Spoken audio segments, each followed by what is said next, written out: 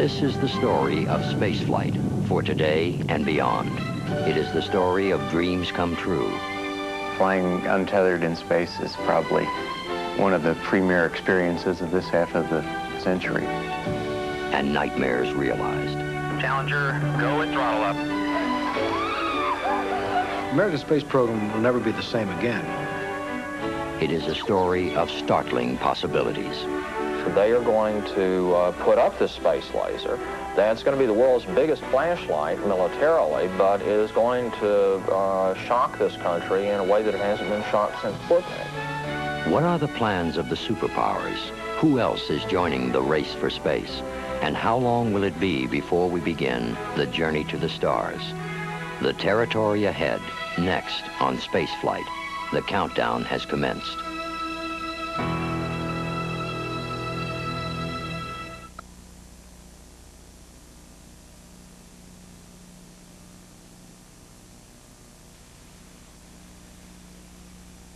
Okay, I got it in there now. April 1972. On the next to last lunar mission, Apollo 16 astronauts John Young and Charlie Duke unfurled the American flag in the moon's vacuum. Come on out here and give me a salute. Big Navy salute. As the ambitious Apollo program draws to a close, a new direction is announced for America's space effort. This looks like a good time for some good news here. The House passed the space budget yesterday, 277 to 60, which includes a vote for the shuttle. Wonderful, wonderful. Tony, again, I'll say it with that salute. I'm proud to be an American. I'll tell you, what a program, and what a place, and what an experience. Yeah, and I'll say it too. So my country needs that shuttle mighty bad. You'll see. After Apollo, 6 years would pass before another American astronaut would again return to space. In those 6 years, manned space belonged to the Soviet Union.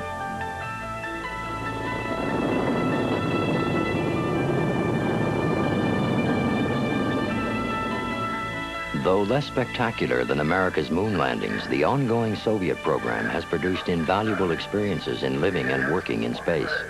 Today, Soviet cosmonauts have nearly tripled the amount of time America's astronauts have spent in orbit.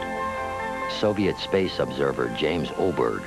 The last several years have been a remarkable level of maturity, boldness, and even ingenuity shown in their manned operations in orbit with the Salyut-7 space station, which was launched about 1982. What we've seen the Russians do with their months and months and months in space, and then now, in fact, man years of spaceflight, is not just clock time, but accumulate confidence. On the Salyut-7, there were breakdowns, as there are on any kind of spacecraft, but the Soviets, uncharacteristically for them, didn't just cancel missions or launch new vehicles, but they undertook some very bold repair missions. Those are the kinds of things that we used to think were American specialties. But we've found that with operational experience on orbit, Soviet cosmonauts and their engineers and planners on the ground are capable of very fine flying, very sophisticated operations in space, and I'm sure it's going to continue. The Salyut was the Soviet Union's second generation of space stations. What made them different was the addition of a second docking port. Crews dock on one end of the station while mission supplies, food, fuel, and other materials are automatically ferried into space aboard an unmanned spacecraft called Progress. This engineering achievement has allowed the Soviet Union an almost continuous presence in space.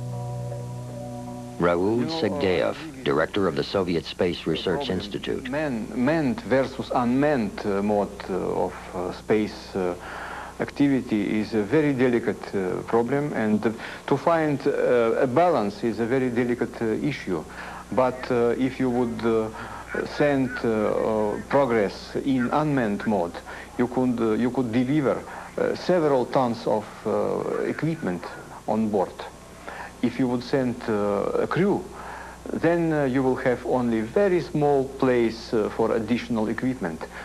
So arguing in this way, we decided that the proper balance would be to have both types of approaches. The Soviets' only serious setback in recent years occurred in September of 1983. During the final seconds of countdown, the rocket supposed to launch the Soyuz crew into orbit caught fire and exploded. The crew ejected and survived, though no report has been made public of the extent of their injuries. Marcia Smith. If you step back from the programs and look at them historically rather than in today's setting, I think that you would notice that there seems to be a race, as the race between the tortoise and the hare. The United States tends to do things in fits and starts. We had Mercury and Gemini and Apollo, and then we stopped flying people for 6 years, and then we came on board with a shuttle. The Soviet Union has relied on older technology, but they do get things done eventually. And so with their long-term commitment to space, they've been able to have this logical progression of space programs, and they may be viewed as the tortoise because it takes them so long to do things, but you know what happened in the race between the tortoise and the hare. After Apollo, America's space agency, NASA, turned its attention to building the world's first reusable spacecraft. Original plans called for a shuttle to be composed of 2 separate manned vehicles. The first would be a huge but reusable rocket plane to boost the shuttle into orbit. The manned rocket launcher would then return to the launch site. Budget constraints altered this plan, and a compromise was made. The manned rocket launcher was dropped. Instead, 2 reusable rocket boosters and a large throwaway external fuel tank were designed. Chief NASA Administrator James Fletcher. We did make a major compromise in not going for a fully reusable transportation system. It was a partially reusable transportation system. That was a compromise between what we thought we could do in a given period of time and the amount of money that was available and a lot of other things, presidential requirements. By the time the shuttle is rolled out for its first powered flight, it is 2 years late and $1 billion over budget. Developing reusable rocket engines had proven an awesome engineering assignment. Receiving the most public attention, the shuttle's heat shield tiles. The 30,000 individually cut pieces of tile were designed to protect the shuttle from the intense heat of re-entry. But the tiles refused to stay on, even in atmospheric tests. Former director of the Johnson Space Center, Christopher Kraft.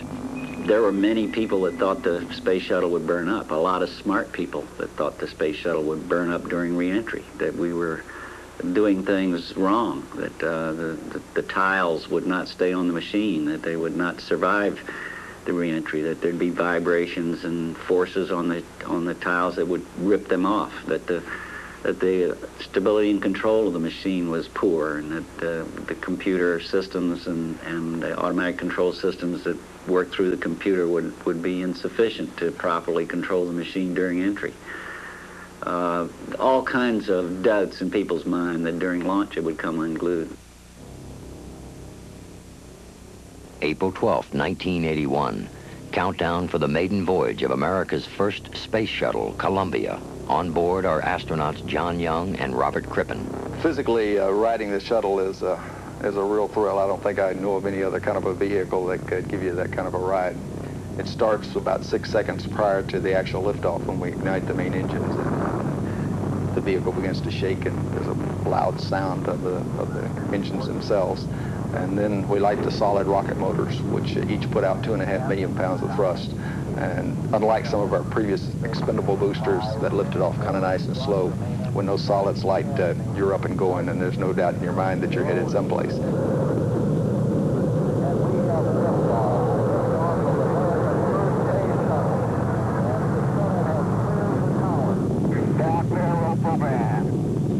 Roger, roll. Yeah, everything looks nominal there, man. What a view, what a view. Glad you're enjoying it. Daniel, that was one fantastic ride. Well, wish we could have been along. Yeah, I highly recommend it.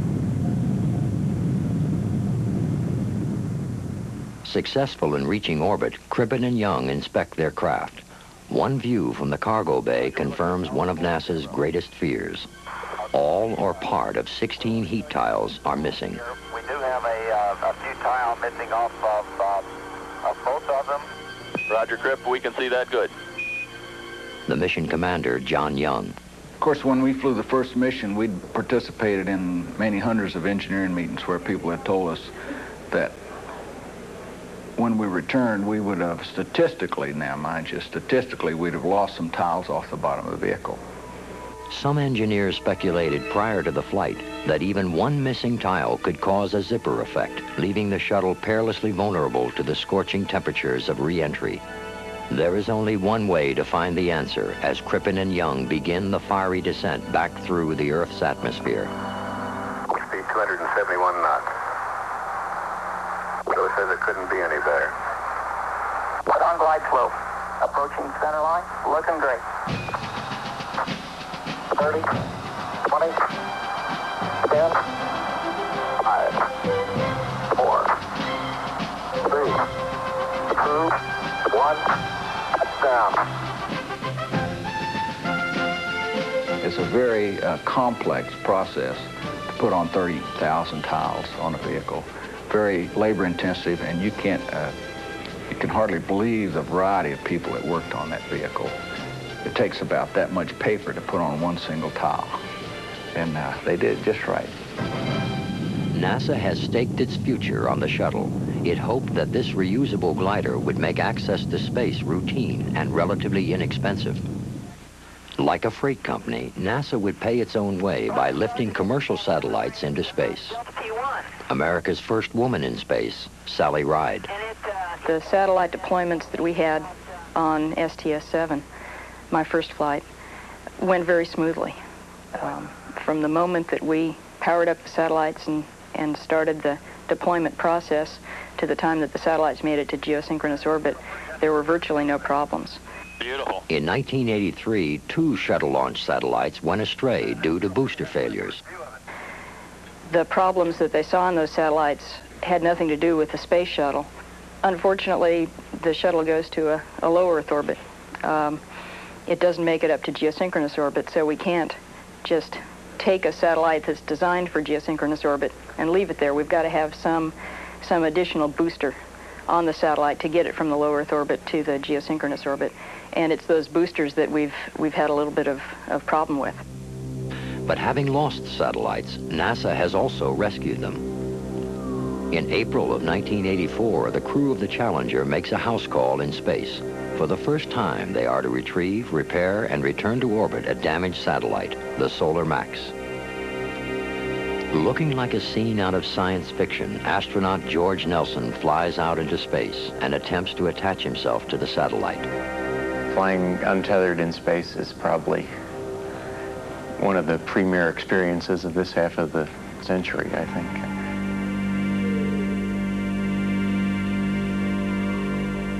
We figured we would rendezvous with the satellite, and then the satellite was tumbling, so somehow we had to stop the satellite so we could grab it. And we had planned to do that with the maneuvering unit. Of course, that didn't work. You're going to have to hold on to it both hands, I imagine. The locking pin on Nelson's docking device fails to capture the satellite, and it begins a slow tumble out of control. I don't know if I'm going to have enough gas to do that. Oh, what you got left? What you got left? Low on fuel, Nelson abandons the rescue and returns to the shuttle. Okay, come on back in, thanks. After the first day, when the docking attempt failed, then the satellite was left in worse shape than we'd found it. It was actually tumbling kind of randomly end over end. And people on the ground performed really a minor miracle to stabilize the satellite. I mean, they stopped it with about 15 minutes of life left on the batteries in it, and they were lucky enough when they stopped it that it was pointing at the sun so that its batteries could be recharged. Challenger Houston standing by through Yargety. Okay, we've got it, and we're in the process of putting it in. Outstanding. The crew of the Challenger uses the shuttle's manipulator arm to capture the satellite. For almost a full working day, astronauts perform the first repair of a satellite.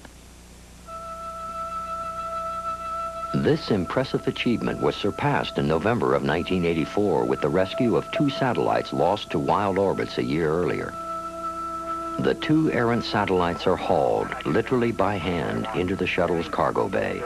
Although the satellites are virtually weightless, they are dangerous objects to handle as they are full of highly toxic fuel. Okay, I got my little grubby hands on it. Now you just kind of let me take it where I want it, okay? Yeah. Secured in the cargo bay, they are returned to Earth for repair and resale, a major demonstration of the shuttle's ability to work in space. By 1985, there seemed little the shuttle could not do. The experiments are working out very well. We're very pleased with the results we're seeing. And So commonplace were the flights that U.S. congressmen could be found riding aboard, justified as part of their congressional oversight responsibilities.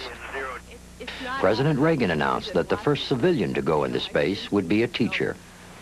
I've made 9 wonderful friends over the last 2 weeks. And when that shuttle goes, they might be one body. But there's going to be 10 souls that I'm taking with me. Thank you. That's great. For the public, the flights of the space shuttle had become routine events. But for NASA, the pressures of meeting ever more ambitious schedules were causing enormous strains on people and machines. Lawrence Malloy. Systems.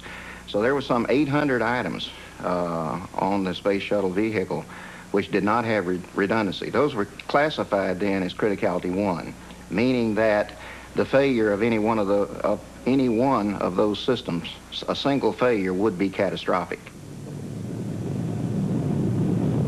One critical problem, unknown even to the astronauts, concerned the 2 solid rocket boosters. New York Times science journalist John Noble Wilford. You have these 2 booster rockets, one on either side of the fuel tank, that provide the primary thrust for the shuttle during the first 2 minutes of ascent. And these are solid fuel rockets, and they come in segments. The segments are stacked, and at the attach joints, you have a ring made of synthetic rubber that seals those joints. And what you have, of course, there are a lot of dynamic pressures at launching, and the pressure sort of stretches and twists.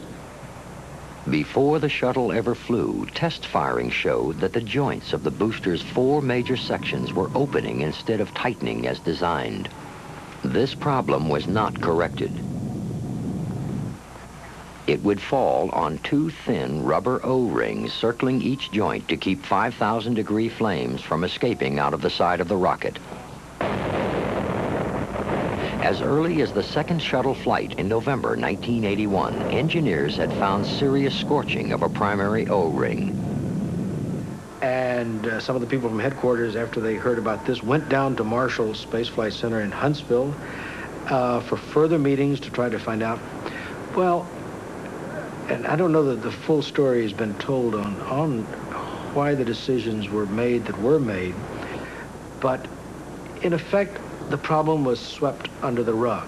Yes, what happened in January of 1985, we experienced hot gas blow-by, the most severe that we'd ever seen up to that point. And in removing the seals from the joints in June of 1985. One man trying to bring attention to the problem was Roger Beaujolais, then a technical troubleshooter for Morton Thiokol, maker of the solid rockets. Should the occurrence that happened on that second flight ever occur in a field joint, we would stand in jeopardy of losing a flight along with the vehicle and all the pad facilities, because at that time we thought it was an event that would occur right on the pad before it even cleared the tower. In July 1985, Beaujolais would write this memo warning of a catastrophe of the highest order, loss of human life. Plans began to redesign the faulty joint, but the shuttle continued to fly despite increasing warnings of scorching. January 28, 1986, and the 25th mission of the Space Shuttle. Commander Dick Scobie, followed by Mission Specialist Judy Resnick, Ron McNair, and pilot Mike Smith, followed by Krista McCullough, teacher in space, Ellison Onizuka, and payload specialist Greg Jarvis. Big smiles today, confidently getting into the van. It's rather clear to me that the message had gotten through the ranks that the boss, that the administrator, the White House, the Congress expected NASA to be able to live up to what it said it could do, which is launch this thing on schedule and frequently. The Challenger crew of 7 includes America's first civilian, schoolteacher Krista McCullough. McCullough's presence brings special interest to a flight already plagued by numerous launch delays. This was an event. By putting Krista McCullough on the flight, it was not just another routine flight. It was a nationwide, indeed an international event with lots of things scheduled to focus on it. And so, sure, there were layer upon layer upon layer of pressures that said, let's go. But on the eve of the flight, freezing temperatures and high winds had again raised concerns about the solid rockets. Engineers worried that the bitter cold would make the rubber O-rings brittle and incapable of sealing the faulty rocket joints. As the crew boards the Challenger, they are unaware of the debate that has taken place the night before between NASA and Morton Thiokol. We had heard during the day that the overnight predicted temperature was going to be 18 degrees, so we spent considerable period in meetings with our management, engineering management, to convince them that we ought not to launch in those conditions.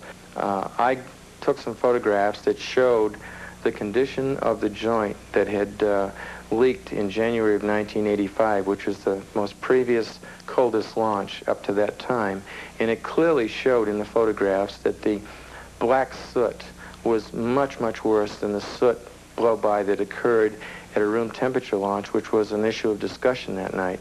The managers would have no part of that discussion, and actually I got looks as if to say, don't bother me with the facts. It was subsequent to that the general manager asked the vice president of engineering to take off his engineering hat and put on his management hat. And to that they took a poll, and all the 4 managers voted to launch without any restrictions whatsoever in temperature. 27. Lawrence Malloy of NASA had argued that the available data had shown no conclusive evidence that the shuttle could not fly. He would accept the contractor's recommendation to launch. And in driving away from the Cape that night, it was just another late night, going till 11 o'clock, which was not at all unusual in the system. In thinking back, in hindsight, about the whole evolution of this problem, I think that the error was in continuing to accept a design that was not behaving like it was intended to. We didn't do anything to correct that design. We continued to accept the risk and continued to fly. And in April of 1985, when we had complete erosion of a primary O-ring and significant erosion of the secondary O-ring, and had a series of meetings that were every bit as intensive as the one that occurred on January the 27th, and accepted the contractor's recommendation to accept that as an acceptable risk, reviewed that with the total management structure of NASA, and accepted that risk, is where I think the fatal error was made. OTCPLT, caution warning, memories clear, no unexpected errors. Copy. T-minus 30 seconds, and we've had a go for auto sequence start. The SRB hydraulic power units have started. With schoolteacher Krista McCullough on board, many of the nation's children are watching the event on television. Soon, the exhilaration of the shuttle launch will turn to horror.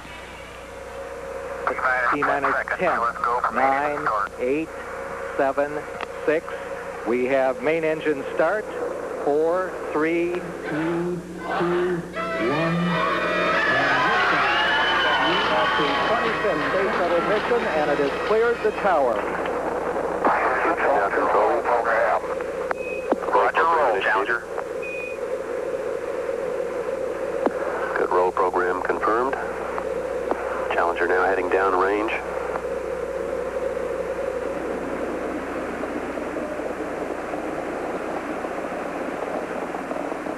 Engines beginning throttling down now. 3 at 65.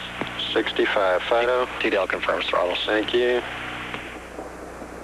We'll throttle down to 65% shortly. Engines at 65%, 3 engines running normally, 3 good fuel cells, 3 good APUs. Velocity 2,257 feet per second. Altitude 4.3 nautical miles, downrange distance 3 nautical miles.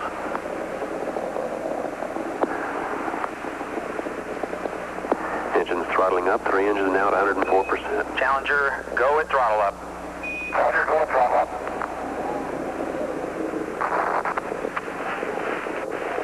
1 minute 15 seconds. Velocity 2,900 feet per second. Altitude 9 nautical miles. Downrange distance 7 nautical miles.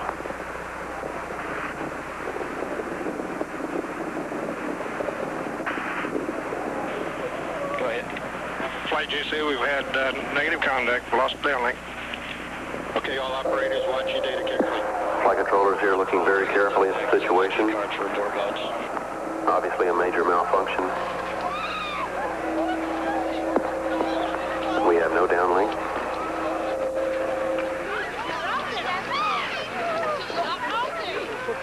I had wandered up into the area where we normally watch the launch, and I was walking by that room when a colleague came out of the room and asked me to come in, encouraged me, in fact, to come in and watch the launch, and I decided not to, and finally he convinced me that, oh, come on in and watch the launches.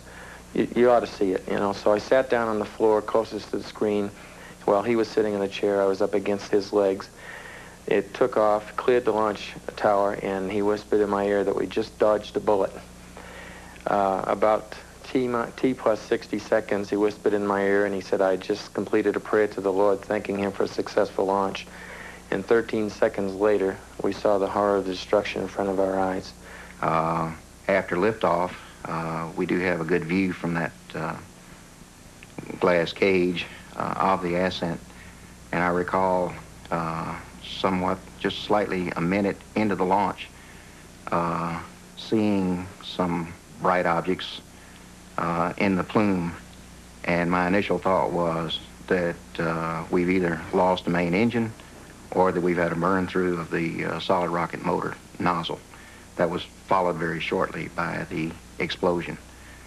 I saw the objects, I saw the expansion of the plume, and then the explosion. And it was absolute shock. There was absolute silence in that room. Nobody spoke. And when they did, it was in whispers. Flight Fido, go ahead. RSO reports vehicle exploded. It is believed that the crew members survived the initial explosion. Copy. Fido, can we get any reports from recovery forces? Stand by. At least 3 emergency breathing packs were activated. Whether conscious or not, all 7 died some 2.5 minutes later when their capsule compartment hit the Atlantic Ocean, like this shuttle debris, at a speed of over 200 miles an hour. The immediate question following the accident was, how had it happened? A presidential commission was formed to find the answer. The process as it worked in this case was clearly flawed. The technical culprits did turn out to be the faulty joint and O-ring seals, but these were symbols of NASA's deeper flaws. 265 feet. The shuttle's brakes had malfunctioned so many times that the runway at the Florida blastoff site had to be abandoned in favor of the large dry lake at Edwards Air Force Base in California. Stretched too thin, there was a constant shortage of parts. There was also a severe strain on personnel. On the mission previous to the Challenger, the crew of the Columbia avoided disaster by just 31 seconds. Their launch aboard occurred because a fatigued console worker had mistakenly drained 18,000 pounds of fuel out of the shuttle's external tank. It now seems clear that NASA's management accepted goals greater than it could achieve. There's no question that the press was lulled by NASA's successes, that the press did not dig as hard and as deep as it should have into the various issues concerning the Space Shuttle. Astronaut George Nelson scheduled to fly aboard the shuttle's first post-accident flight. Yes, we needed to know that data, and we didn't, and that was made us all a bit angry, I think.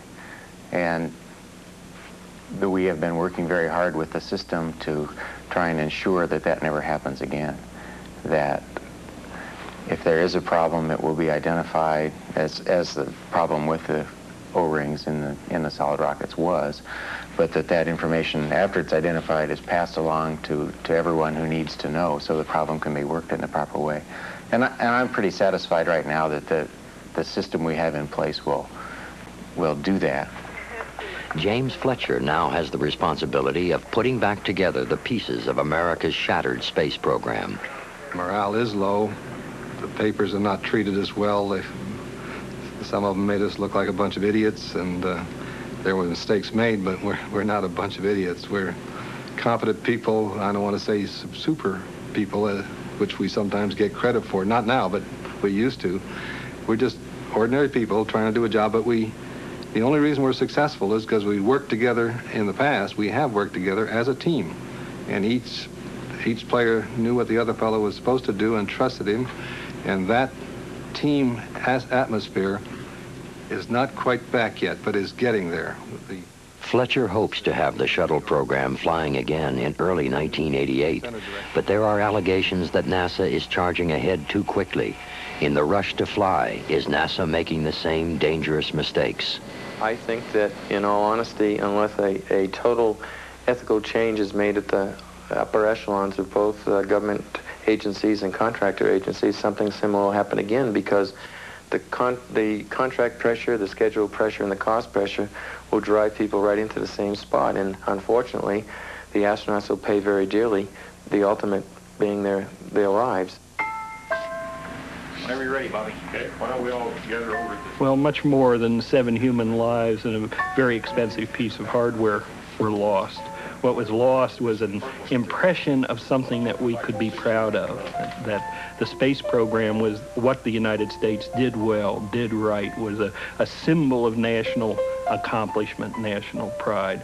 And the accident and then the investigations following the accident have demonstrated a large degree of illusion to that symbol. I think our confidence in the space program, in NASA as an organization to carry it out, in space as an activity to use to identify what's good and positive and right about American society, all of that has been very badly shaken and will take quite some time to restore and reconstitute that sense of pride. To those they left behind, the mothers, the fathers, the husbands and wives, brothers and sisters, yes, and especially the children. All of America stands beside you in your time of sorrow.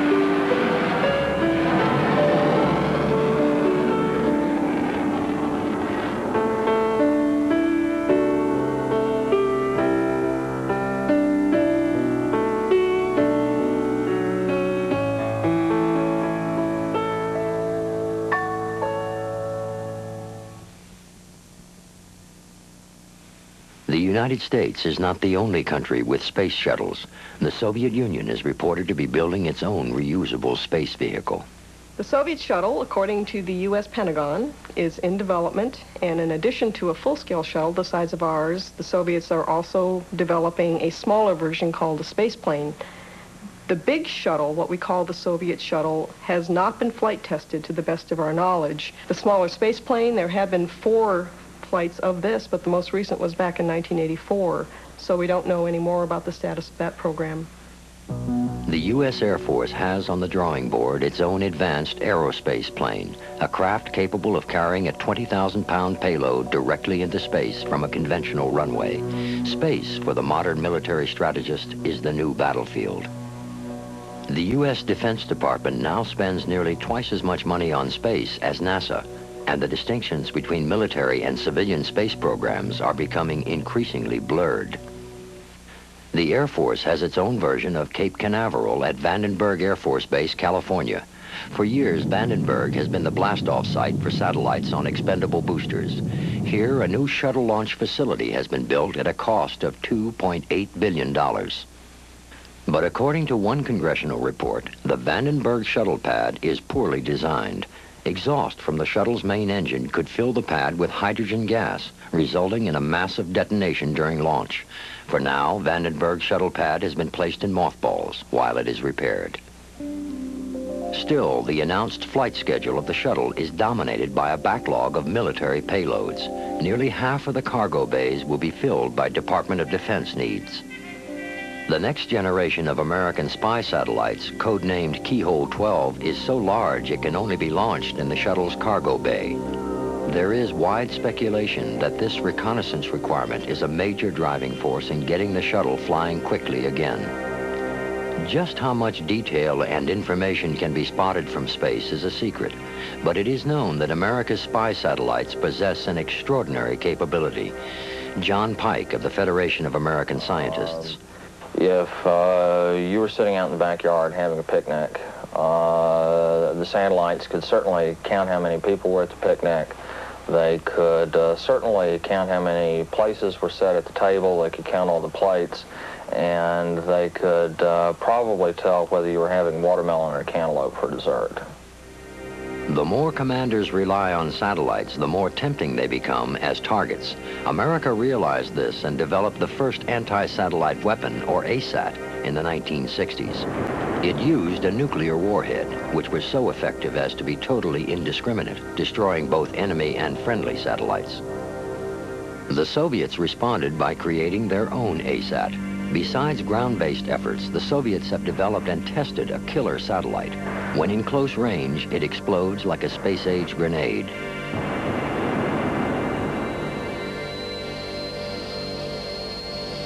The United States is making the next move with a new anti-satellite weapon. The American ASAT is carried aloft by an F-15 fighter.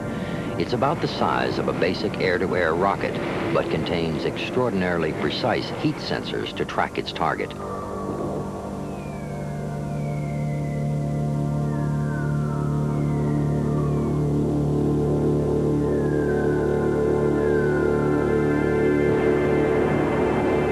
But military thinking is moving far beyond ASATs. The Pentagon and the Soviet Union are looking ahead to bigger systems, systems that can strike at the speed of light, the laser. And the Soviet Union may be leading the way. Clarence Robinson. We believe that in the physics aspects, the Russians are probably ahead of us. We are perhaps ahead of them in the sensor surveillance capability and the onboard data processing required to track and engage targets. You should, however, realize that that's not limited only to anti-satellite capabilities. Any laser that can engage and destroy a satellite in space with a little more power also can engage and destroy ballistic missiles in the boost phase. John Pike. I think one of my very real concerns is that in the absence of some kind of political deal with the Soviets that would encourage some restraint on their part in this field, that they are going to put up this space laser. That's going to be the world's biggest flashlight militarily, but is going to shock this country in a way that it hasn't been shocked since Sputnik. Perhaps mindful of Sputnik, America's military planners are developing a major new defense program, the Strategic Defense Initiative. Over the next 5 years, an estimated $20 to $25 billion are to be spent in research alone on what has been called Star Wars technology. Lasers, particle beams, rocket boosters, new spacecraft, and more. Its director, Air Force General James Abramson. Right now, this president and the president before him and all the presidents before them have no option. If there is one ballistic missile that comes in, his choice is to let it destroy an American city, let it wipe out a military capability, and just do nothing, and by doing nothing, encourage an additional strike, or to start a counterstrike, perhaps to start the end of the world. A man who believes he's at least in part responsible for Reagan's Star Wars thinking is former Defense Intelligence Director Daniel Graham. Well, it is my contention, and it is the contention of most of the intelligence community, that if the United States just sits back and does nothing, within 10 years, the Soviets will seize military control of cislunar space, that is, the space between here and the moon. And if they do that, then it really won't make much difference how many divisions or ships or planes we have down on Earth, because that is, in fact, the high ground of military capability now, space. Graham's proposal is built around changing America's 20-year nuclear strategy of mutual assured destruction, or MAD. The mad doctrine is based on the assumption that if both superpowers have the capability to annihilate the other, neither will act. Graham proposes building a three-tiered defense space system. The first two layers are made up of orbiting armed satellites. They would seek out enemy missiles in their launching and coasting sequences. The third tier would be a ground-based buckshot-like arrangement protecting American missile silos. This scenario disturbs retired Colonel Robert Bowman. As an Air Force officer in the 70s, he was responsible for the development of space weapons. Today, he is one of their most outspoken critics. If you take a look at what they actually propose, each of the proposals has several layers, the last of which is always a point defense against our missile silos. The first layers, space-based layers, are so leaky, so many missiles would get through, that we always have to have that point defense around the missile silos. So it becomes obvious that what they're talking about when they say assured survival is assured survival of silos, not people. And what is the point of protecting missile silos? It's so they can exercise MAD. Others criticize space defense because it ignores nuclear delivery modes other than spaceborne warheads, from a terrorist act to submarines to cruise missiles. Fine, because nobody is going to try to first strike the United States with that kind of system. So you got to remember what you want the defense for. You want that defense to drive the possibility of nuclear war as far towards zero as you possibly can. But critics and advocates of Star Wars do agree on one point. Gigantic technical obstacles remain, a sober realization when considering the consequences of a less than perfect defense. Former U.S. Air Force Director of Space, John Story. The problem with developing a system against ballistic missiles is right now we don't have the technology, the capability to build a foolproof system. Let's say that we had a system that was 90% capable of stopping every warhead the Soviets launched at us, and the Soviets launched 10,000 warheads at us, and we stopped 9,000 of them. That means we'd have 1,000 nuclear warheads impacting on the United States, and that's just not acceptable. Space technology has helped forge a world where we are all in some way held hostage. Can this same technology offer hope for the future, or is the idea of space defense science fiction fantasy? Croft Erica, who died in 1984, held a special perspective on weapons in space. As a young German engineer in World War II, he helped build the world's first space weapon, a guided missile called the V-2. I remember the time after World War II, where there was no doubt in anybody's mind that the ultimate weapon is the nuclear bomb. There can't be anything beyond this. Now we are talking about something to forestall the nuclear bomb. New weapons, laser weapons, in space, in Earth orbit.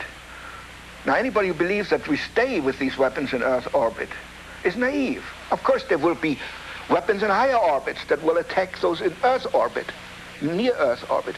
And then very quickly we'll be on the moon, because that's a very nice base from which to supply these things. It's a nice battleship.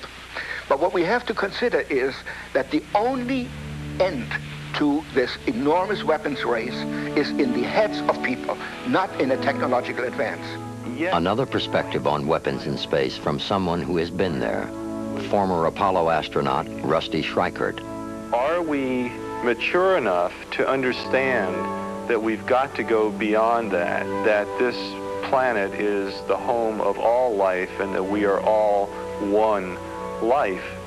There's no longer room for us versus them. It's all we. That is the critical question of our time. We are going to make that decision. There's another battlefront developing in space, and this one has nothing to do with weapons. It's space for high finance and profit. No longer is space the province of just the two superpowers. Japan, India, and China are now aggressively entering the space transportation business. China is even hinting of its first manned launch. In Europe, 13 countries have joined together to create a common market of space. the European Space Agency. ESA's expendable Ariane launch vehicle looms as a formidable competitor to America's space program. One of these payloads could be Hermes, a miniaturized European version of the Space Shuttle. The overriding U.S. concern, even before the Challenger accident, is that America may be losing its competitive edge. Once NASA thought it could pay its way by launching commercial satellites, but the Reagan administration has ordered a reluctant NASA to get out of the satellite launching business.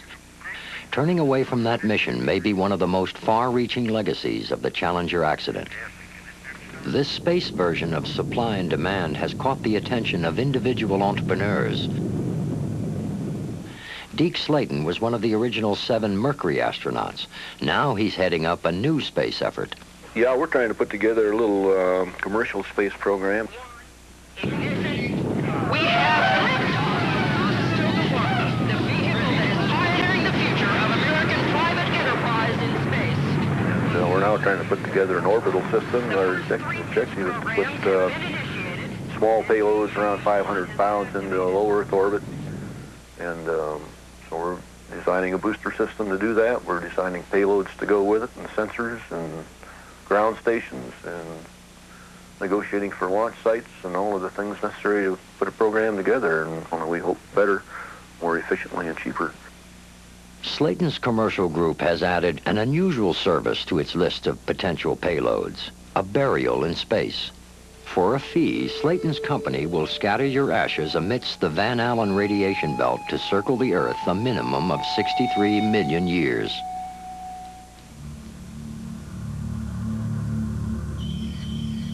Most space competitors are concentrating on unmanned space opportunities. NASA, struggling to get its shuttle program flying again, continues to place emphasis on its manned program.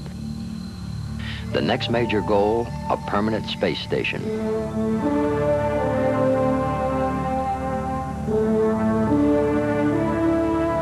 The station will serve as an observation post for looking down at the Earth and out into the universe. It can function as a repair shop and launching site for satellites and interplanetary probes. Some 30 shuttle missions would be required to assemble the space station. If NASA's vision is correct, the space station will become a doorway to the universe.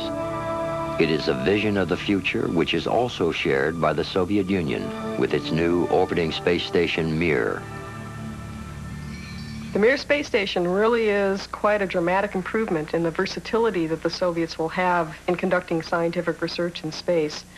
The major difference with Mir is that it has 6 docking ports instead of 2. And what this means is that they can have a crew on board, and their spaceship would occupy one of the ports, and they have 5 more to which they can bring up cargo craft or specially designed scientific modules. They can do all of these things with a great deal of versatility now that they have Mir. The kinds of activity they're doing now, such as the space station and some other booster development they're doing, and some interplanetary unmanned probes, while they have their own immediate justifications and they're worth doing for their own reasons, they are the building blocks. They are laying the foundation for, at some point toward the end of the century, being able to say, well, now we know enough.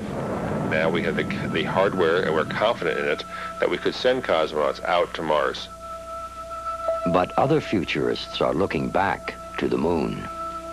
If the Apollo astronauts were prospectors, then the next visitors will return as miners, and they will excavate the moon for its resources. Here are the materials to build our solar-powered stations, starships, and space colonies of the future. Futurist Jerry O'Neill. A space colony will be a large rotating sphere, about a mile in circumference, slowly rotating to make Earth normal gravity for the people living on the inside. Space colonies can be located anywhere in the solar system, and if you calculate out how much material there is, how much energy there is to drive them, there's room there for expansion for the human race for thousands of years. Yet in the near future, it will probably be machines, not humans, that will explore our solar system. The first interplanetary probe was launched a quarter of a century ago. Since then, we have seen the first glimpses of our planetary neighbors. These extraordinary pictures are from the surface of Mars, taken by the Viking 2 lander. The Voyager project remains NASA's brightest star, with its successful close encounters with Jupiter, Saturn, and Uranus. Still ahead for Voyager 2 is what promises to be a spectacular flyby of Neptune in August 1989. Pioneer 10, launched more than a decade ago, has now left our solar system on an infinite journey through the stars. Even more dramatic discoveries are expected by NASA's Space Telescope. When launched into orbit free from Earth's atmosphere, the Space Telescope is expected to see close to the edge of the universe, some 14 billion light years away. Peering so far into the distance is like looking back in time. The Space Telescope may see the birth of galaxies billions of years ago. In doing so, we may answer questions about the nature and fate of the universe itself. But in the wake of the Challenger accident, unmanned exploration of space has suffered. Schedules have been disrupted, missions cut back. Gentry Lee, head of Project Galileo. Planetary science is in real trouble. After a decade of no major launches, we had planned to launch Galileo and Ulysses in '86 and Magellan in '87. That would have given us a look at Jupiter and its moons, look at Venus from a radar mapping point of view of the whole planet. And now these will not occur. Just when these missions will be launched is not certain because we must wait until the shuttle is ready to fly again. Essentially, we have to wait in line until the Defense Department and other major missions are done, and then the shuttle is flying on a routine basis. This means it'll have been 12 or 14 years since we had any major planetary missions. Now, while all this is going on, across the ocean in the Soviet Union is a very deliberate, slow, but well-paced program to investigate Mars now. They did Venus first, now they're going on to Mars. 2 years from now, we hope to launch unmanned mission toward Mars. Then we would get an orbiting station around Mars, automatic station, and it would be the first recovery of man-made object in the vicinity of Mars after extremely successful Viking project. And we would try to do a kind of post-Viking type of science around Mars. We began the process, and now as the Europeans, the Russians, and the Japanese begin exploring the planets, it looks as if there may be, a case could be made that we will perhaps become the Portugal of the 21st century. The Portuguese began the exploration of the New World, the oceans, Africa, and the Near East. But when the time came to colonize and actually benefit from those explorations, it was the British and the Dutch who led the way. I think that unless we have a rededication of national will, unless it becomes important again that we be preeminent in the exploration of space, the United States may very well become the Portugal of the 21st century. We are just now venturing into the backyard of our solar system, but when will we travel to the stars?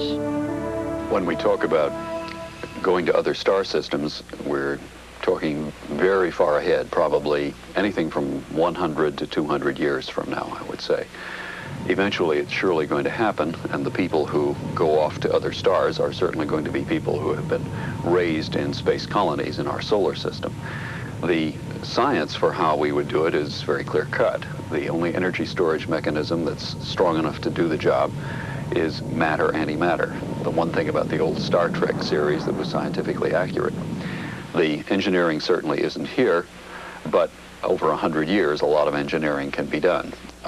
There certainly will not be any human space flight to other star systems until the speeds of the spaceships can be brought up fairly close to the speed of light. I'd say 60 to 70% of the speed of light, so that the duration of the voyages can be cut down to a few years. A very good reason for that, because there's no point in going until the speed gets that high. Because if you embark on some very slow starship that's going to take many generations to go from here to there, the progress of technology back home is going to catch up, and people are going to be racing past you in more advanced designs. When we will begin the journey to the stars, the voyage to neighboring planets, or venture back into space is unclear. Yet we are all space travelers.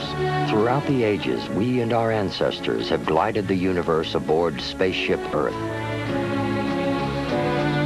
But it is our privilege to live when life is first emerging from the womb of our planet. If we survive the inherent risks of our technology, sometime in the next century, that very same technology will allow us to become a spacefaring civilization, to set sail on a new ocean full of cosmic wonder.